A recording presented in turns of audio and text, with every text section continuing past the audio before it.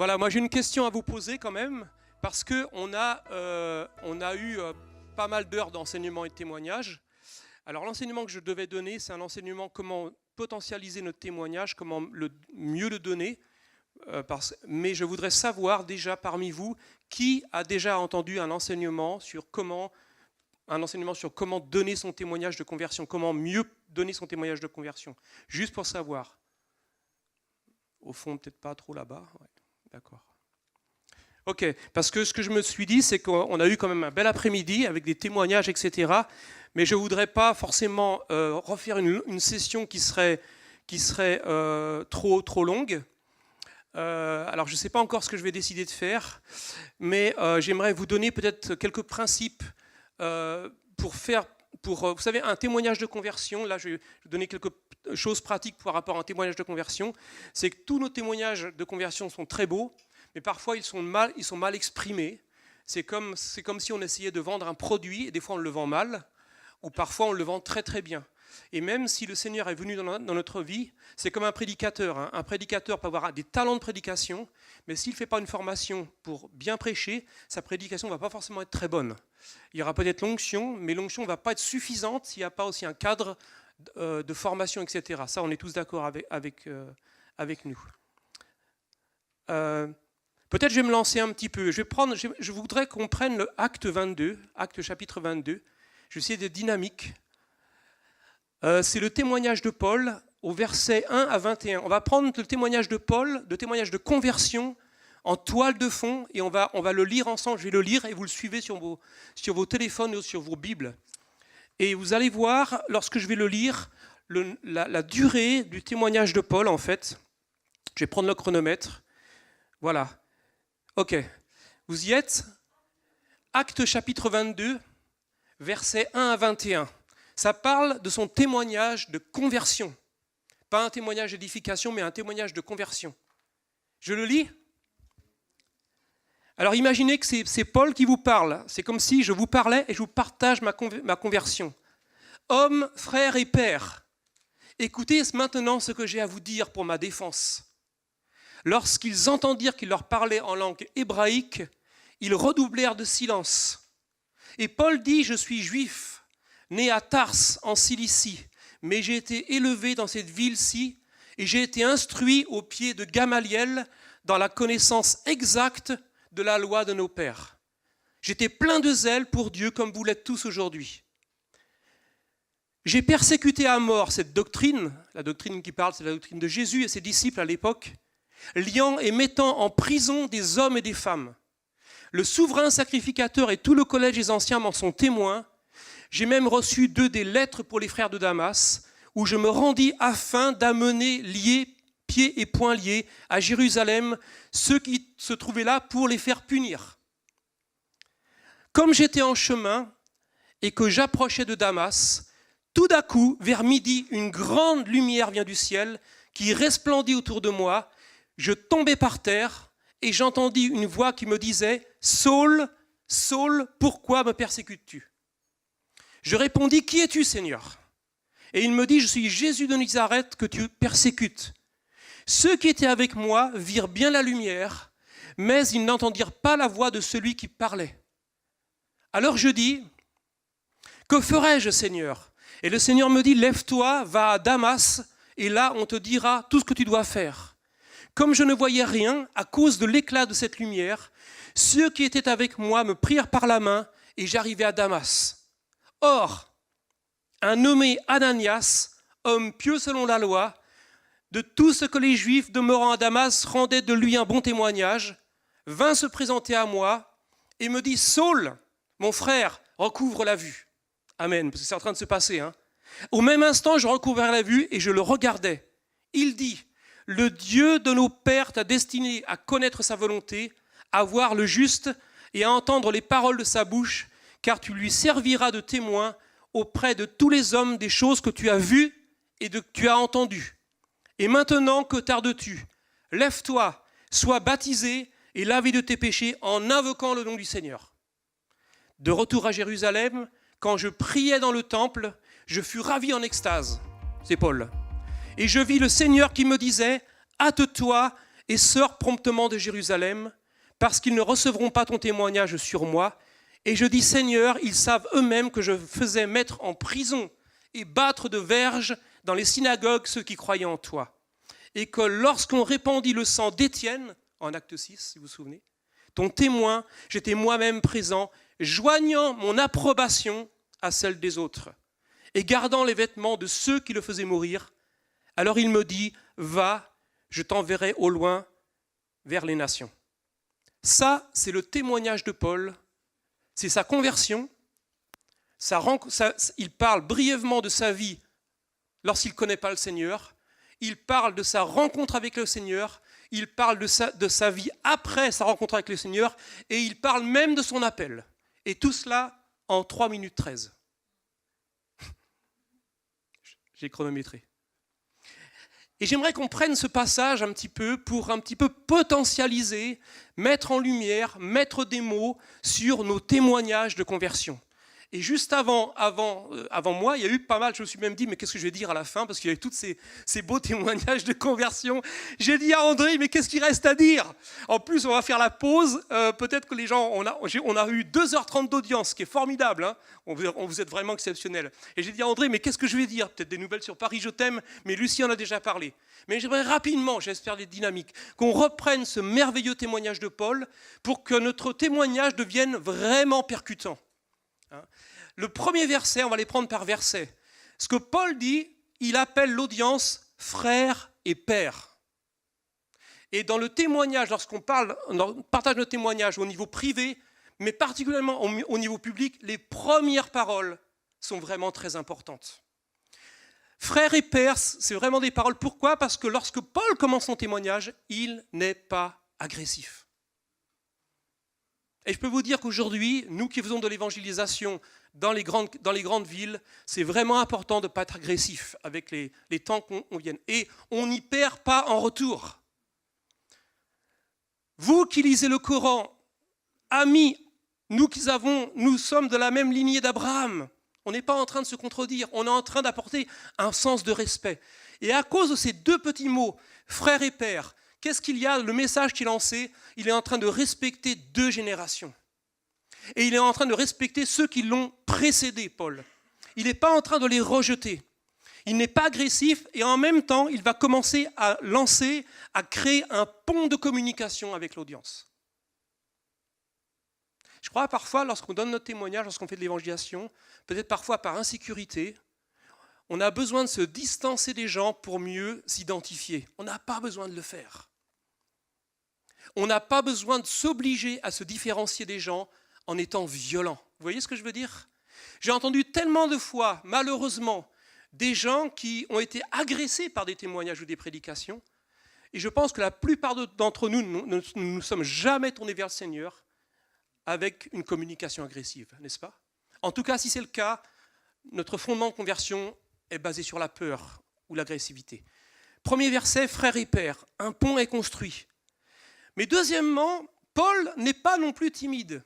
Et il dit, écoutez ce que j'ai maintenant à vous dire pour ma défense. Parce qu'en fait, Paul est dans une situation vraiment dangereuse lorsqu'il est en train de parler. Il est quasiment dans une situation où il peut vraiment être incarcéré. Alors il parle dans un sens avec assurance, il parle sans crainte des hommes, mais en même temps, il parle avec respect. Et moi, je ne suis pas un évangéliste pur, hein, j'aimerais vous dire. Comme ça, on se met tous au même niveau. Moi, je ne suis pas comme les autres précédents. Hein, je suis un petit peu, on me dit souvent, tu as un habillage dans ton ministère. Un frère qui dit ça, tu as un habillage, je ne sais pas trop ce qu'il a voulu dire, un habillage dans ton ministère. Hein, donc il doit y avoir certainement plusieurs choses là-dedans. Mais pourquoi je dis ça? C'est que, en fait, je ne sais même plus pourquoi je dis ça. Hein. Maintenant, il parle avec assurance, sans crainte des hommes, alors qu'il est même en danger. Et en fait, il apporte du respect, mais aussi il apporte de l'assurance, parce qu'il va provoquer la foule. Et comment il la provoque? Il va pousser la foule à l'écouter. Ça, c'est intéressant. Je connais des évangélistes.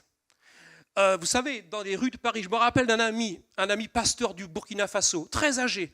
Il a prêché dans les rues de Lausanne. Et pour ceux qui sont suisses, il a prêché à la place de la Palue. Et en Suisse, vous savez, on est très clean, on est très select, on ne s'arrête pas. Et lui, burkinabé, était complètement choqué que les gens ne s'arrêtaient pas et que les gens ne saluaient pas. Un vieux monsieur comme ça. Et vous savez ce qu'il a fait pour arrêter les gens ? Il a appelé les Suisses. « Hey, vous les Suisses, vous, l'une des nations les plus cultivées, les plus sophistiquées d'Europe, vous ne connaissez pas les règles de la politesse lorsque quelqu'un parle. Chez nous, en Afrique, lorsque quelqu'un parle, on s'arrête. » Et il s'est mis à genoux devant les gens. Il a dit « Regardez mes cheveux, ils sont gris. Nous, chez nous, ce n'est pas les vieux qui s'inclinent. Ce sont les jeunes qui font le respect par rapport. » Et tous les gens se sont arrêtés. Et il y en a qui se sont convertis ce jour-là. Paul va provoquer le public, qui sont une grande majorité, 3/4 des Juifs, mais en même temps, ils se sentent respectés. Et verset 2, lorsqu'ils l'entendirent leur parler en quoi ? En araméen. Là, je crois aussi que le message qu'il lançait pour nous, pour l'évangélisation, c'est d'essayer de comprendre, comme le disait le frère précédent, j'ai beaucoup aimé son témoignage, le vocabulaire des gens d'aujourd'hui. Et j'aimerais pas nous mettre de la culpabilité parce que nous sommes entre chrétiens. Et de fait, puisque nous sommes entre chrétiens, nous avons une culture évangélique protestante. Nous avons nos mots à nous. Mais bien évidemment, plus on manifeste l'évangile, plus on partage avec les gens, plus on est confronté à utiliser l'original, la version second 21, avec les mots d'aujourd'hui. Ce qu'il l'a dit tout à l'heure. L'original, les textes bibliques, avec les mots d'aujourd'hui. Et si l'on regarde les vieilles traductions anciennes, il y a des mots qu'on n'utilise plus parce qu'aujourd'hui ça ne veut plus rien dire. Par exemple, j'étais dans le monde. Combien de fois j'ai entendu cela ? Vous connaissez ça ? Quelqu'un a dit à un non-chrétien, j'étais dans le monde, et le non-chrétien lui a dit texto, mais où habites-tu aujourd'hui ? Où habitais-tu avant ? J'ai été lavé, je me rappelle d'un ami musulman, un ami chrétien lui dit « j'ai été lavé dans le sang de l'agneau ». Et l'ami musulman était convaincu qu'il y avait une boucherie quelque part où il s'était trempé dans une... Il a dit « mais tu t'es mis dans une baignoire avec du sang ».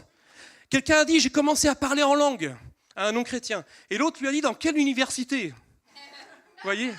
Alors c'est des caricatures, c'est tiré par les cheveux, mais c'est un petit peu vrai. Le vieil homme, quand on parle du vieil homme, l'autre, je me rappelle d'un ami qui a dit « c'est quel ? Tu parles de ton grand-père ?»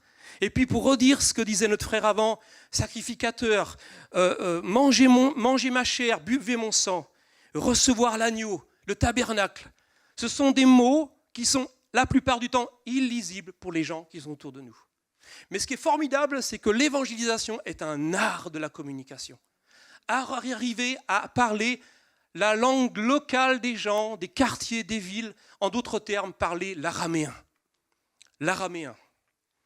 Je me rappelle d'un ami malien, un vieux, mais en Afrique, ce n'est pas péjoratif de dire les vieux, c'est un signe d'honneur. Je connais quelques mots de Bambara, du Mali. Et un vieux, simplement, s'approche après un spectacle et il dit « je veux donner ma vie au Seigneur ». Les gens lui parlent en français, mais ça ne marche pas. Le simple fait que je lui fasse ses salutations en Bambara et je commence à parler en Bambara avec lui, ce vieux-là, dans le quartier, s'est mis à genoux. Il a dit « je veux donner ma vie à Christ maintenant ». Simplement à cause de cela, parce que j'ai utilisé les mots de sa culture. Verset 3, on va plus loin, parce qu'il ne faut pas qu'on s'enlise là, après 2h30 d'audience. « Je suis juif, dit Paul, né à Tars en Cilicie. » J'ai beaucoup aimé le témoignage avant, parce que Paul ne se présente pas comme un extraterrestre. Il dit « je suis né à Tars ». Peut-être que les gens ne connaissent pas vraiment Tars, la Cilicie peut-être pas trop, mais il dit ensuite qu'après, il a été élevé à Jérusalem. Et Jérusalem est une ville de référence comme Paris dans le Moyen-Orient. Vous voyez ? Et donc les gens sont en train d'entendre quelqu'un qui témoigne de sa rencontre avec le Christ. Ils savent où il est né, ils savent dans quelle région il est né, et on le verra après, ils vont découvrir quelle formation il a eue. Et ça, je crois que c'est important dans le témoignage, que les gens réalisent que ce que vous dites, vous êtes exactement normaux comme eux. Vous êtes né quelque part, vous avez fait un BTS, vous avez fait un BEP, une formation théologique, et que les gens s'identifient à cela. Vous voyez ? Ça, c'est la force du témoignage. Et il dit ensuite, j'ai été élevé ici à Jérusalem, donc ok, le gars il vient de Jérusalem, et une autre référence puissante chez Paul, qui va convaincre ses auditeurs, et j'ai eu comme maître Gamaliel, qui m'a appris à connaître exactement quoi ? la loi de nos ancêtres.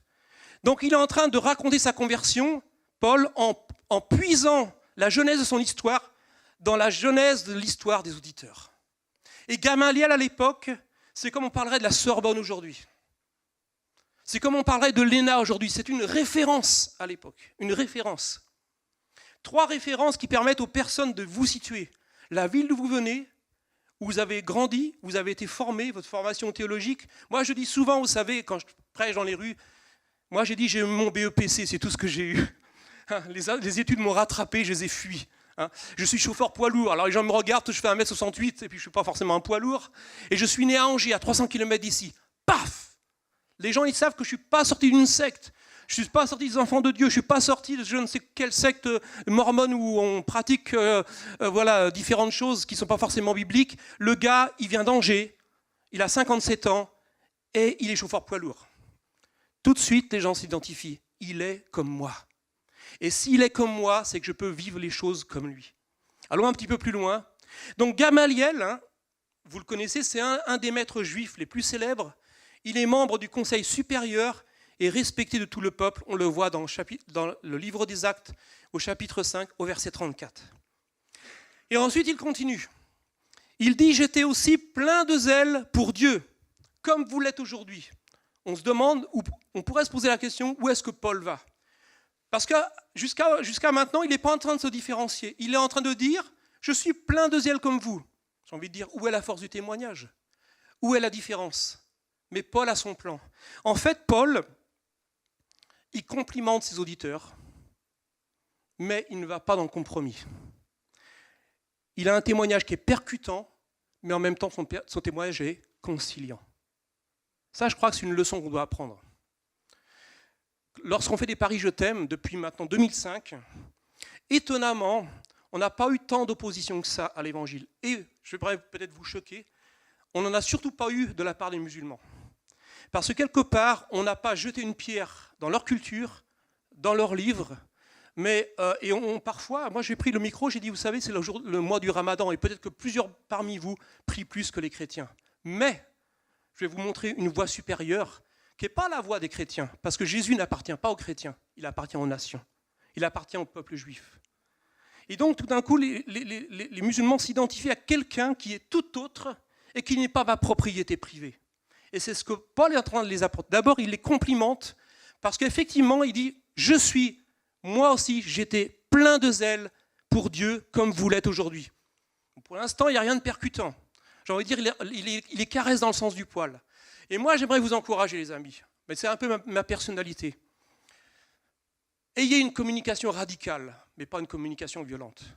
Ayez une communication radicale, mais pas une communication violente. Parce que personne ne se tourne vers le Seigneur si son cœur n'est pas capturé par l'amour. Il peut être provoqué, il peut être percuté et remis en question fondamentalement. Mais si cette personne se sent entourée de respect, il est fort possible que les liens de l'amour du Christ le tisse et lui ramènent. Donc, quelque part, reconnaître une qualité, même mal utilisée, parce que le zèle de ces gens-là a été mal utilisé, c'est quand même un moyen efficace aussi de les amener à quelque chose de différent. Et il continue. Et là, il va se différencier. Au verset 4. Et il dit quoi ? J'ai persécuté jusqu'à la mort ceux qui suivaient le chemin du Seigneur. Là, il y a une différence. Parce que lorsqu'il dit ça, les gens qui sont en train de l'écouter, ils disent « on est comme lui ». On est comme lui. Les gens de Jésus, là, on n'en veut pas. Et c'est quand même un petit peu ce qui se passait. Et en d'autres termes plus français, il dit « je haïssais les chrétiens ». Et là, on voit que le témoignage devient vraiment différencié. Allons un petit peu plus loin. Il dit « j'ai arrêté des hommes et des femmes et je les ai jetés en prison ». En fait, si Paul existait aujourd'hui, je ne sais pas, il ferait peut-être partie de Daesh, certainement. Certainement. D'ailleurs, entre guillemets, ayons le discernement. Une des personnes qui a permis, et la personne qui a permis par l'intermédiaire du Seigneur à Paul de rentrer dans son ministère, c'est un homme qui n'a pas vu aux circonstances extérieures, aux apparences, mais au cœur, c'était Barnabas.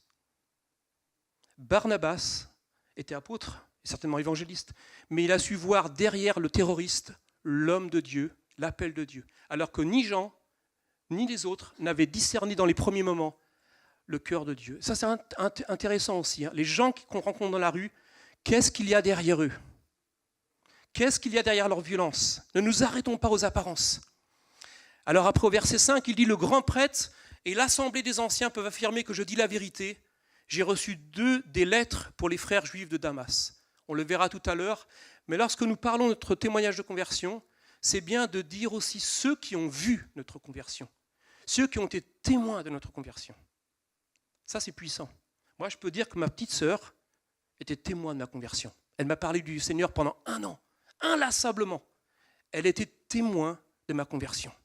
La conversion, ce n'est pas quelque chose qui s'est passé dans un pays, un no man's land, où on ne peut pas témoigner. Il y a des preuves, il y a des témoins. Et là, le grand prêtre et toute l'assemblée des anciens ont été témoins que Paul était un persécuteur.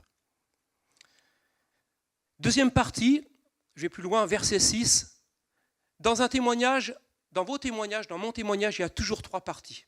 Il y a ma vie sans Christ, il y a ma rencontre avec Christ, et il y a depuis que je suis devenu chrétien, qu'est-ce que je fais?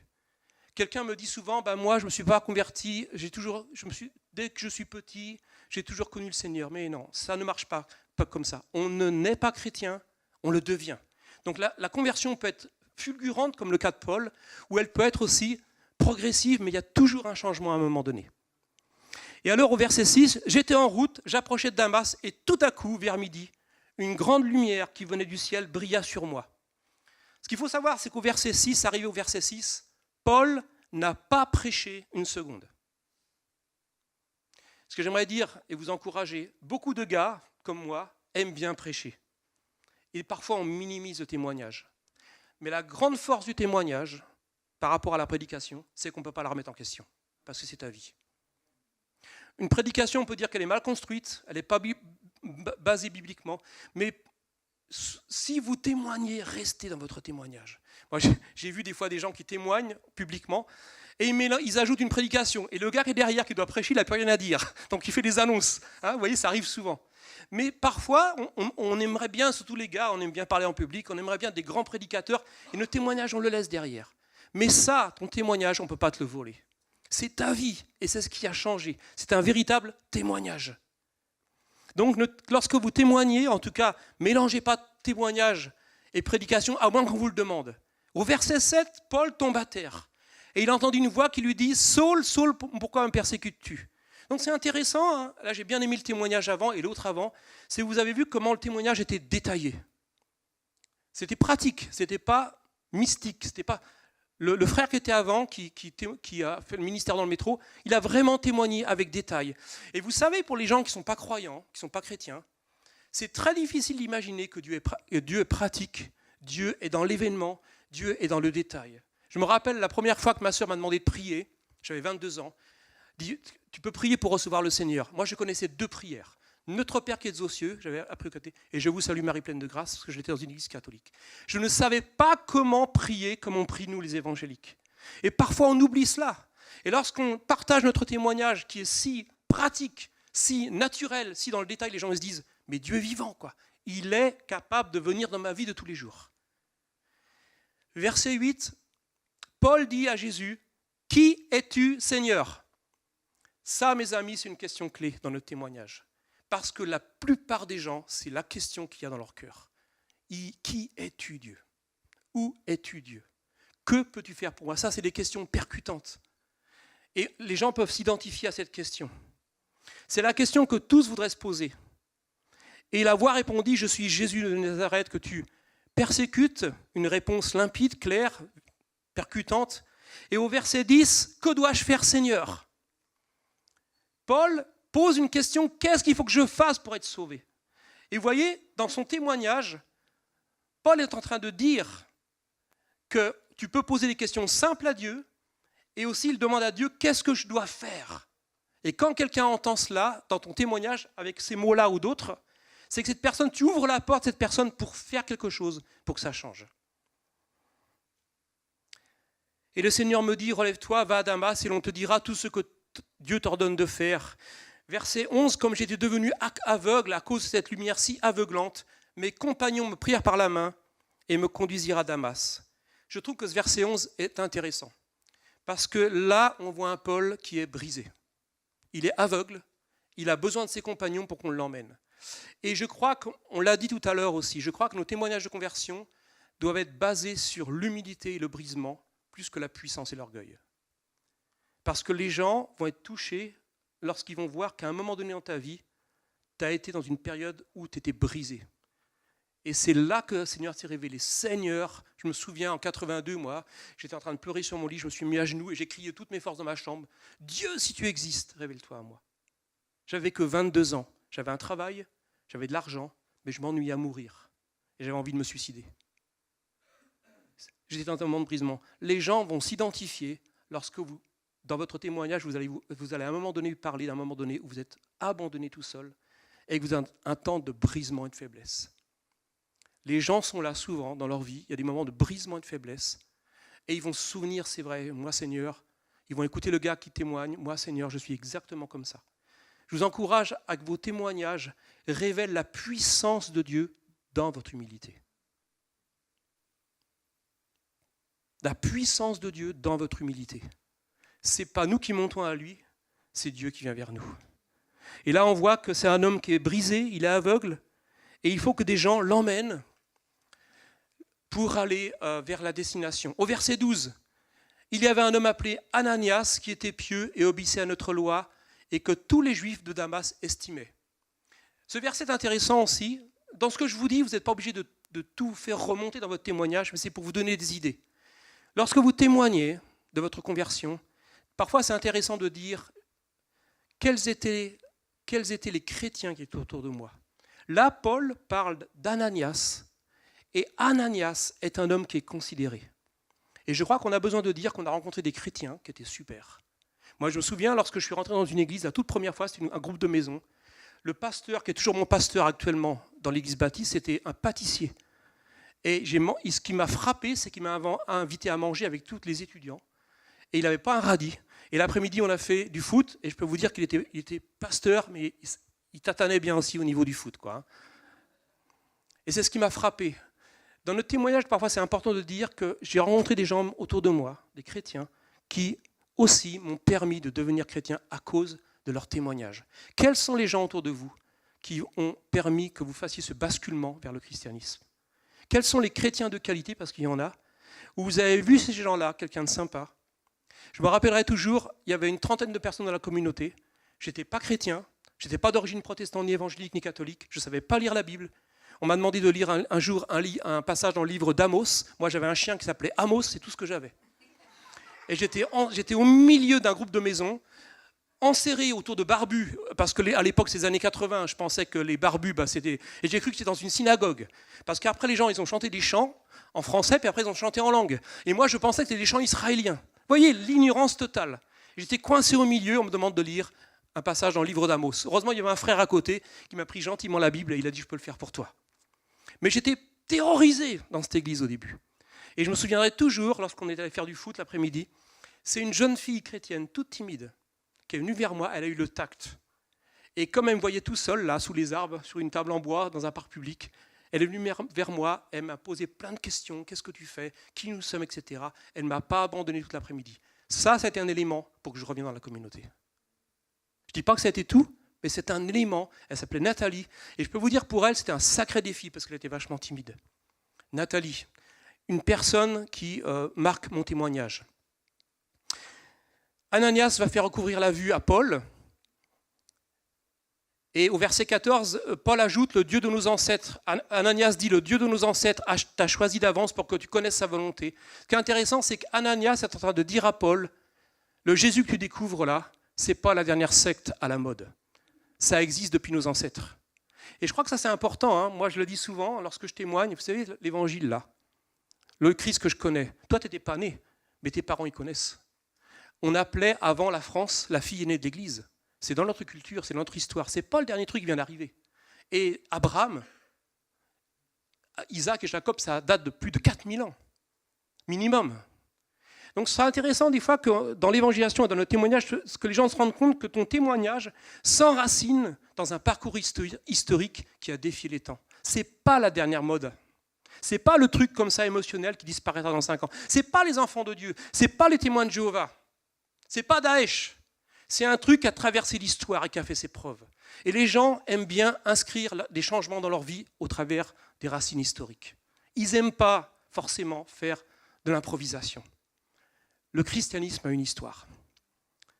Alors on arrête par rapport au témoignage de Paul, mais ce que j'aimerais dire, c'est que dans le témoignage, et je veux terminer avec ça, il y a trois domaines.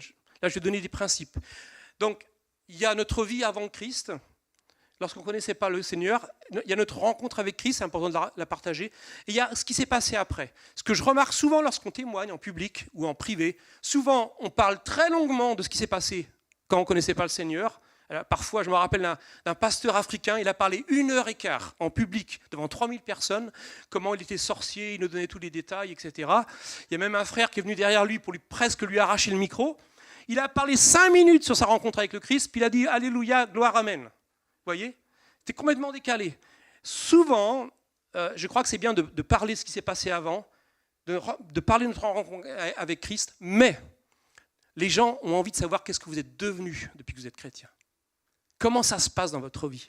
Parce que ça, c'est le concret. Alors, il y a trois axes dans le témoignage de conversion. Notre vie sans Christ, notre rencontre avec le Christ, et ensuite, ce que vous êtes devenu après. Des petits conseils que je vous donne. L'humilité. Je pense que les gens s'identifient à quelqu'un qui est humble. Ne faisons pas la leçon aux gens, ça c'est sûr. On essaye de partager quelque chose de puissant, d'une manière simple. Parfois, j'entends dans les témoignages de conversion des gens qui vont exagérer leurs défauts. Ils vont dire avant, par exemple, voilà, j'étais dans la prostitution. Ils veulent comme donner du poids pour plus de crédibilité en exagérant des défauts. Moi, je pense que c'est bien de ne pas forcément exagérer. On n'est pas obligé de donner en détail qu'on était alcoolique, on pouvait, par exemple, 10 bouteilles de whisky par semaine. Ce n'est pas forcément nécessaire. Mais j'ai remarqué parfois, pour être sûr que le témoignage passe bien, on va presque raconter toute la noirceur de notre vie passée. J'ai remarqué que les gens, et les Français en particulier, aiment la pudeur, pas le voyeurisme. Vous voyez ? Ils aiment la pudeur, pas le voyeurisme. J'étais un petit peu gêné, il y a 3 ans, il y avait une jeune fille américaine, c'était un témoignage formidable, qui avait témoigné dans sa vie sans le Seigneur qu'elle avait été violée, mais elle avait donné trop de détails. Et au début, c'était intéressant, et les gens sont partis les uns après les autres parce qu'ils étaient gênés pour elle. Vous voyez, on peut parler avec des mots de principe, on peut dire, voilà, j'ai été victime d'un viol, les gens ont très bien compris, en gardant son jardin fermé. Ça, c'est un principe en psychologie. Ma femme, elle est psychologue. Hein. On peut parler de la vérité, on peut parler une communication claire, transparente, sans tomber dans le voyeurisme. Je crois que c'est important aussi. Il y a des gens qui disent, mais moi, j'ai rien à dire. Ça, vous l'avez déjà entendu, parce que je ne suis pas Nicky Cruz, je ne suis pas notre frère, vous avez vu avant, je n'ai pas tué, je n'ai pas volé, etc. Mais il faut reconnaître que les Nicky Cruz ne courent pas les rues. Que les gens qui étaient dans des gangs, il n'y en a pas partout. La plupart des gens qui entendent l'évangile sont des gens qui travaillent comme vous et moi et qui ne vont peut-être pas forcément s'identifier à quelqu'un qui a tué, a volé, qui vont dire quoi ? Ça, c'est pour les autres. Mais peut-être votre vie de tous les jours, vous travaillez, etc., mais que vous avez quelque chose à raconter qui peut vous paraître à vous banal, mais qui est extraordinaire pour les autres, les gens vont s'identifier à ça. Moi, il y a une des choses dans mon témoignage, j'ai vécu pas mal de choses, dans l'occultisme et tout ça, mais je ne parle pas toujours de cela. Une des raisons principales pourquoi je suis devenu chrétien, à 22 ans, c'est parce que je m'ennuyais à mourir, je portais une tristesse en moi, et malgré mon travail, l'argent et tout ça, la vie ne me disait rien. Et j'ai rencontré des gens qui m'ont dit, tu sais, ton témoignage me parle, il ne paraissait pas percutant, mais il m'a dit, moi je m'ennuie à mourir. J'ai besoin de défis, vous voyez ? Donc ne pensez pas que votre vie de mère de famille, ou que vous avez vu Dieu intervenir dans lorsque vous étiez en train de mettre le linge dans la machine à laver, ou qu'il est intervenu lorsque vous étiez en conflit avec votre mari, ou qu'il est intervenu quand vous étiez au chômage et que votre vie vous paraît tellement ordinaire. Il y a une jeune fille à Marseille qui a témoigné en public. Sa vie paraît tellement monotone. Après son témoignage, il y a eu 20 personnes qui sont venues la voir pour demander la prière. Parce que c'était des gens qui n'étaient pas des Nicky Cruz, ce n'étaient pas des gangsters, etc. Donc ne minimisez pas votre témoignage.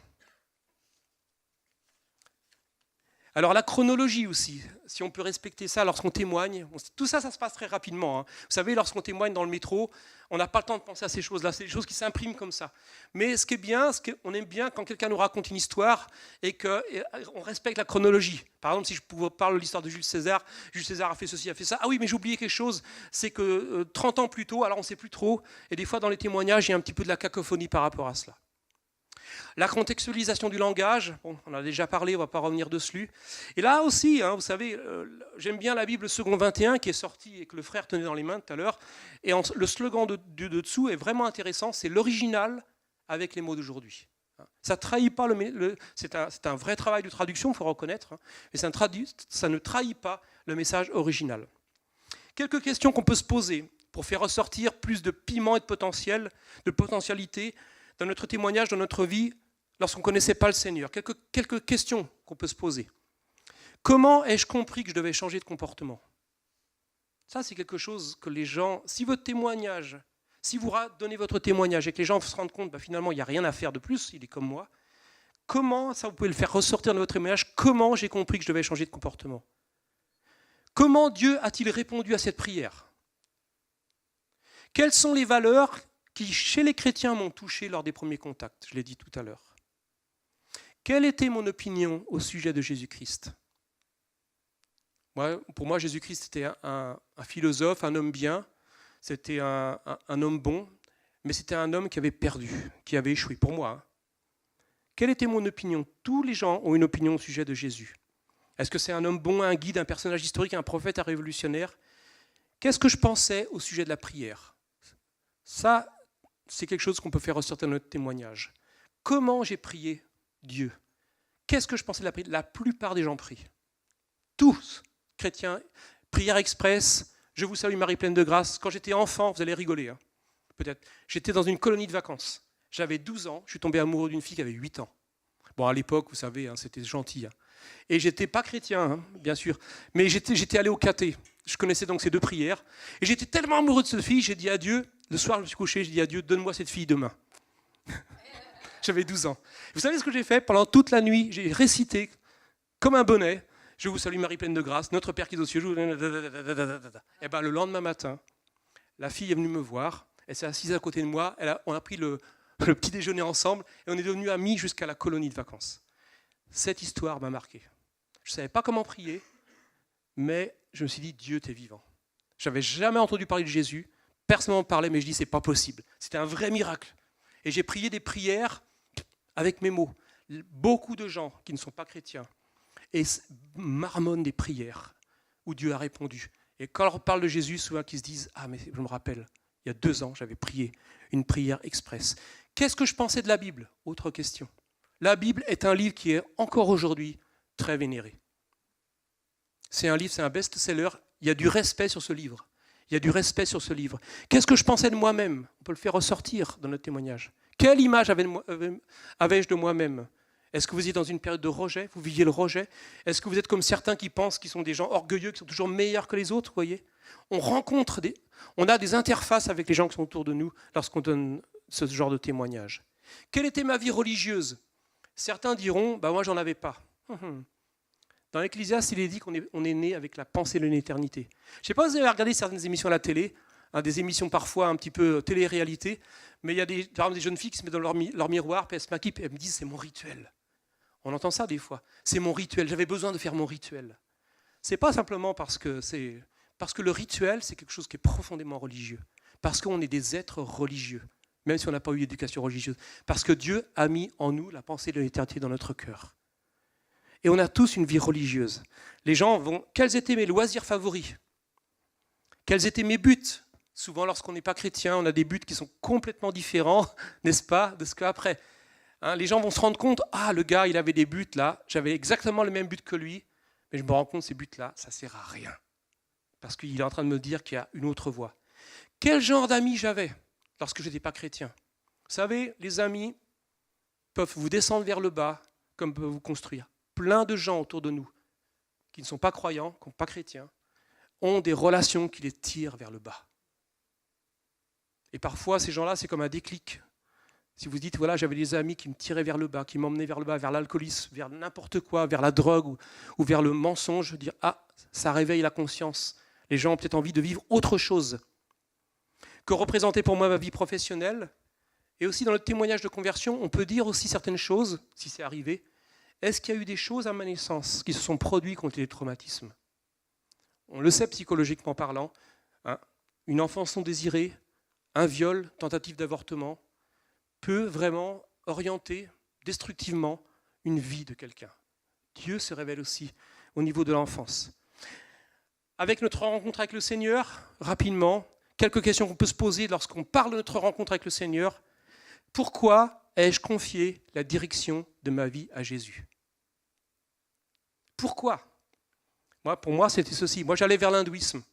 Je me suis rendu compte dans l'hindouisme qu'il y avait 36 millions de dieux. Et je me suis dit à un moment donné, ça, c'est tellement compliqué. Je faisais de la méditation, etc.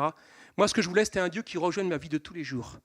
Et la première fois que j'ai ouvert un livre, la Bible, je suis tombé dans Jean 14, 6, parole très simple, mais extrêmement percutante. Jésus dit, je suis le chemin, la vérité et la vie. Et je me suis dit, les 36 millions de dieux, là, j'ai bien envie de les laisser, quoi. C'est ça qui a fait que j'ai confié la direction de ma vie à Jésus-Christ, parce que le chemin était simple, limpide et clair. Qui m'a parlé de l'évangile la première fois ? Ça, c'est quelque chose que vous pouvez dire. Si quelqu'un vous a parlé de l'évangile la première fois, ce n'est pas toujours le cas. Les musulmans, ils rencontrent souvent le Seigneur par des rêves, par des révélations, pas toujours par l'évangélisation. Où était-ce ? Quand était-ce ? Il faut que ce soit concret. Comment ai-je été convaincu que Jésus était la vérité ? Comment ai-je été convaincu qu'il était la vérité ? Comment ai-je compris que je devais changer de comportement ?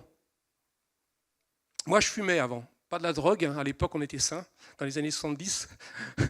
Je fumais beaucoup, je fumais 1,5 paquet par jour à peu près, quand je travaillais. Et on ne m'a jamais parlé de m'arrêter de fumer. Je voulais arrêter de fumer, à l'époque il n'y avait pas de patch, mais il y avait des comprimés. Et c'était des boîtes qui coûtaient cher, ça s'appelait des boîtes Nicopriv, à 70 francs la boîte. Je peux vous dire que ça raquait pas mal. Et à un moment donné, j'ai découvert dans la Bible que Dieu m'aimait, qu'il voulait prendre soin de mon esprit, de mon âme et de mon corps. Et j'ai dit, mais attends là, Seigneur, si je continue comme ça, je vais avoir le cancer. Et un jour, j'ai décidé d'arrêter de fumer. Mais comme à mon travail, j'avais décidé d'arrêter de fumer plusieurs fois et que ça n'avait pas marché, les gars, ils se moquaient de moi à chaque fois, donc j'ai rien dit.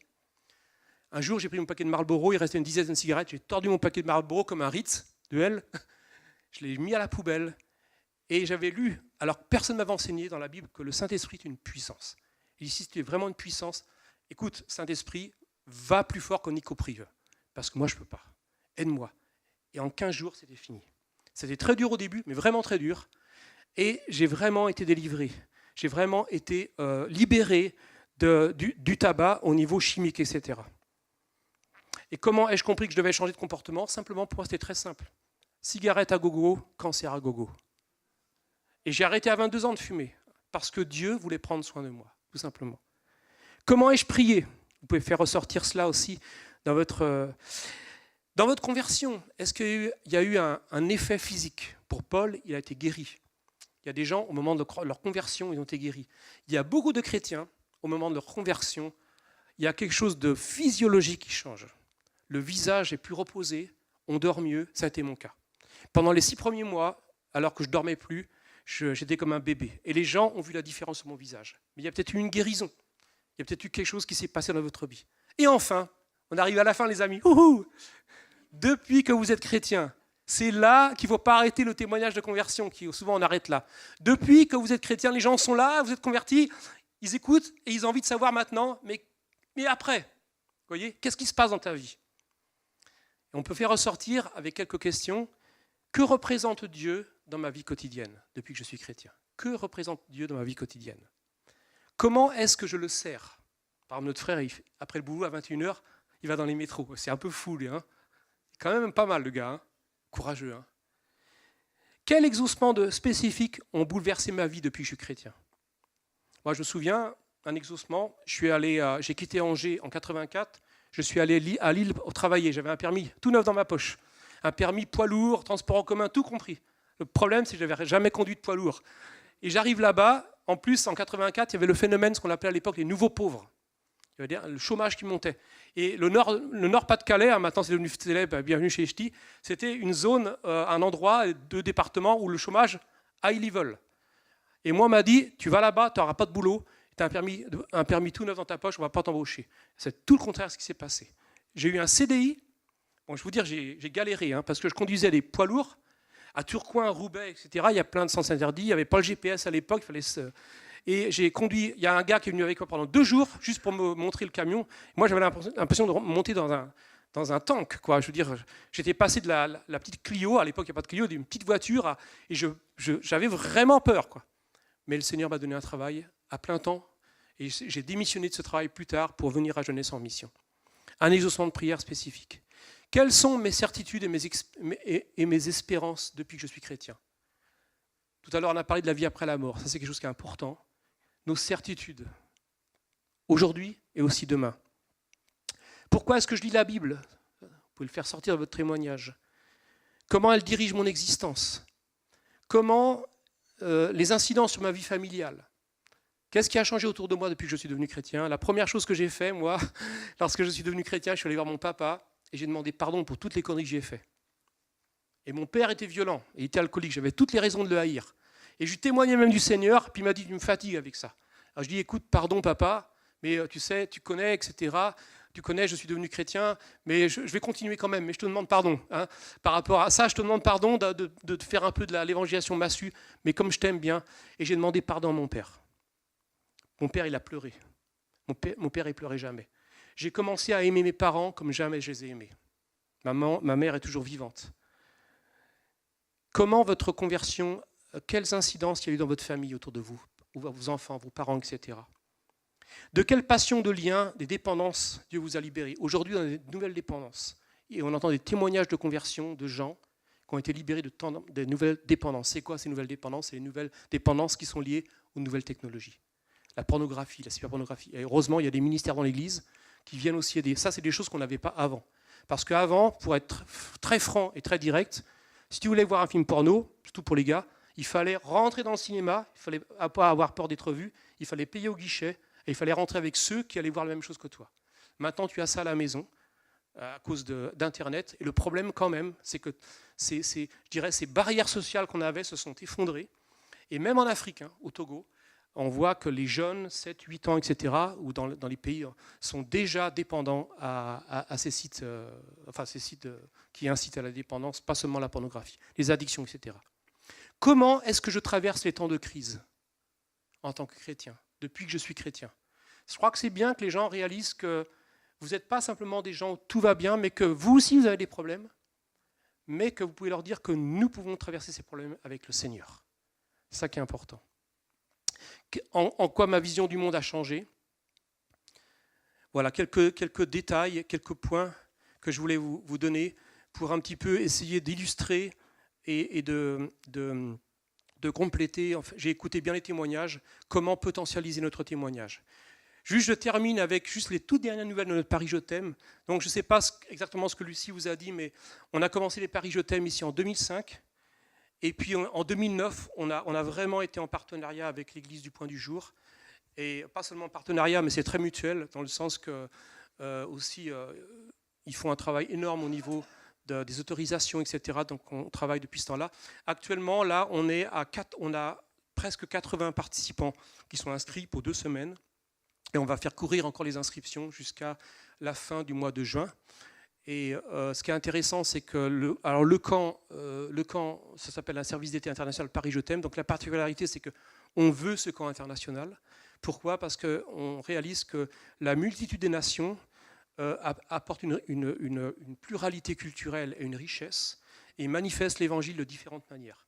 On veut aussi que ce camp, il l'est depuis le début, soit un camp artistique. Donc il y a du rap, il y a de la danse classique, il y a de la chanson.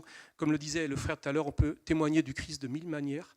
Donc témoignage, aide pratique, on va dans les quartiers musulmans. On n'a pas refait, mais on avait fait en 2006 une équipe dans le métro, hein, comme le frère l'a fait, mais on ne l'a pas refait depuis. Donc on a différentes... ça ensemble pour manifester l'évangile du Seigneur. L'année passée, ça a été incroyable parce qu'on a commencé le camp. Un jour après, il y avait les attentats à Nice le 14 juillet, donc c'était un peu pas tranquille. Et on a eu le miracle l'année passée d'avoir les autorisations comme Project Dance à République, alors qu'on avait eu toute une année de manifestations à République, comme vous saviez, et on a pu avoir aussi les autorisations à Belleville. Mais chaque année, c'est un miracle hein, au niveau des autorisations. L'année passée, on a doublé la prière, pour revenir aussi à l'impact de la prière. On avait 2 équipes de prière, parce qu'on savait qu'à cause des attentats depuis 2015, janvier 2015, que c'était quand même entre guillemets, dangereux. Mais je crois qu'à République, l'année passée, on n'a jamais beaucoup ont dit on n'a jamais senti aussi fort la présence des anges sur la place de la République, en termes de paix, en termes d'impact et en termes de protection. Et on a vraiment béni les autorités aussi. Je suis allé voir plusieurs fois l'armée qui était là avec leur FAMAS, la gendarmerie pour les bénir. Et moi j'étais content qu'en fait on était entouré de tous ces gens-là, parce que finalement c'est aussi... je leur ai dit, vous êtes le ciment de la société. Vous n'êtes pas le seul ciment, mais vous êtes le ciment qui permet aussi à la société de continuer de vivre. Et on a eu un impact. On a un impact depuis des années, et même l'année passée, auprès des musulmans. Dans le sens qu'il y a un respect, mais il y a un message qui est percutant aussi. Donc on a vu, comme le frère disait, avec l'association EPI, on a aussi vu beaucoup de littérature donnée, etc. On est content de le faire chez vous, hein, à Paris. Et puis, en tout cas, pour vous encourager, vous savez, la première fois qu'on a fait le camp de Paris Je t'aime, quelqu'un m'avait dit, tu sais, fais pas un camp international. Invite pas les étrangers. Les gens, ils parlent pas français, ils connaissent rien à la France. Mais c'est complètement faux. Et surtout au niveau des artistes, parce qu'il y a une richesse interculturelle et artistiquement plus plurielle. Et je me rappelle d'un jeune qui témoignait, d'Ouganda. Et il a commencé son témoignage, parole percutante, en disant « c'est un mort qui vous parle ». Il a parlé fort, hein, c'était à Stalingrad. « C'est un mort qui vous parle ». Il a commencé son témoignage comme ça, c'est un mort. Et son témoignage, c'était qu'il a eu un accident de voiture en Ouganda. Il est mort, son corps était vraiment déchiqueté. Et ça faisait 3 jours, il était en train de sentir. Et sa maman, qui était chrétienne, a eu la conviction de prier pour son fils, et il est ressuscité. Et quand il a parlé en disant « c'est un mort qui vous parle », les gens ils ne savaient pas de quoi il parlait. Alors il n'a pas donné son témoignage tout de suite, il a attendu que... vous savez, les frères africains, ils aiment bien avoir l'audience. Ça, c'est pas mal. Il a attendu, il a dit plusieurs fois « c'est un mort qui vous parle ». Les gens disent « de quoi il parle ?» Il s'avance, et là il commence à parler.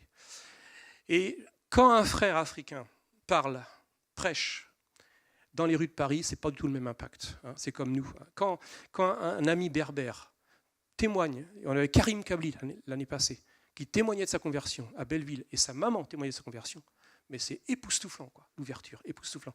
Donc, juste pour terminer, moi c'est mon cœur, hein, mais ma maison sera appelée une maison de prière pour toutes les nations. Et le fait que nous ensemble, quelle que soit la couleur de notre peau, notre arrière-plan, qu'on soit sans papier ou avec des papiers, ça c'est pas mon problème, mais qu'on manifeste l'évangile ensemble, c'est une très grande puissance, très très grande puissance. Merci André.